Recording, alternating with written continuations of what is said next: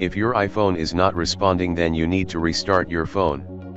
Let's see how to restart your iPhone. The first method.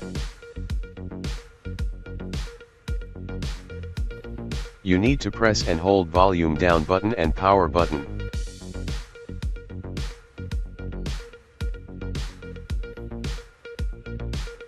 The second method. You need to click on volume up button, then click on volume down button. Then click and hold the power button to restart your phone.